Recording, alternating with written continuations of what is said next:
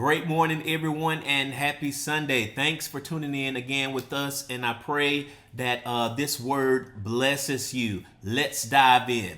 In Ruth chapter 2, we find these verses. And Ruth the Moabite said to Naomi, "Let me go to the fields and pick up the leftover grain behind anyone in whose eyes I find favor." Naomi said to her, "Go ahead, my daughter."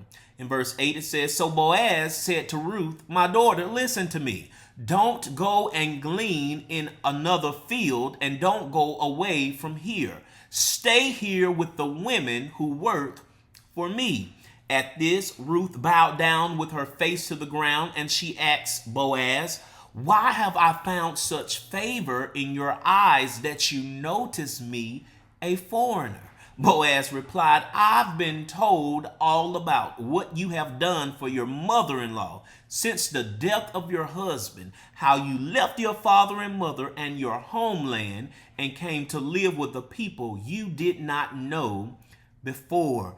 Just to use for a thought on this morning, a reputation that precedes you. A reputation that precedes you. There are some people we have never met, but despite not having met them, we know a great deal about them. Some we have developed love and feelings for, and others not so much.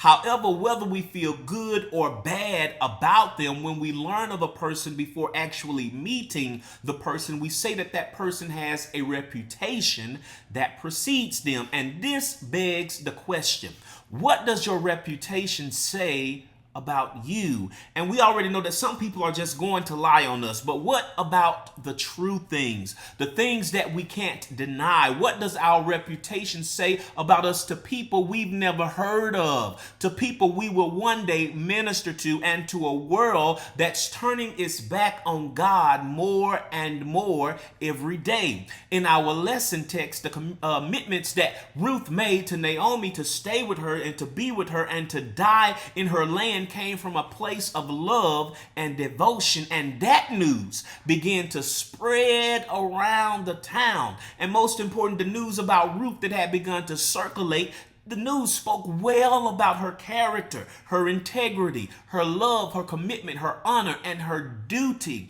So again, I pose the question, what does your reputation say about you? Because there is power in people's perceptions of you. Does it make people happy, or does it make them angry and resentful? Does your reputation make people want to meet you, or does it make them want to stay far away? Does it make people want to do something good for you, or does it make them want to shut up their bowels of compassion? Does it lead people to Christ, or does it shine a light on church hypocrisy?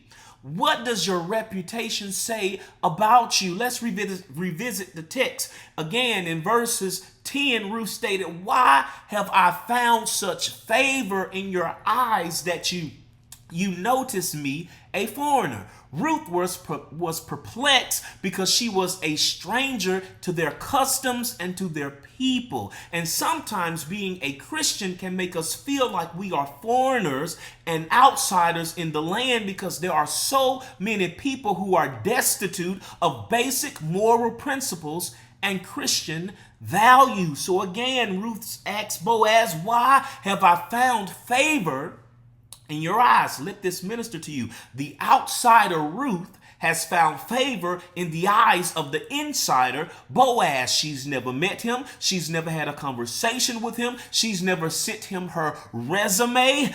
She's never tried to seek his approval, but she's still found favor in his eyes. And whatever you stand in need of, whatever you have been praying for and wanting God to do for you, God is able to go into places and rooms that you've never been in and speak on your behalf to people you've never heard of and didn't even know existed. Why? So he can make all things work together for your good. You'll be wondering, what did I even do to deserve this? How does this person even know me? But God is just good like that. Let's get back to the text. After Ruth asks Boaz, why has she found favor in his eyes? He states, I've been told all about you. I've been told all about you. Basically, Boaz told Ruth, it's no secret who you are and what you have done. We all know. So again, for the last time, what does your reputation say about you? Because the truth of the matter is, our reputations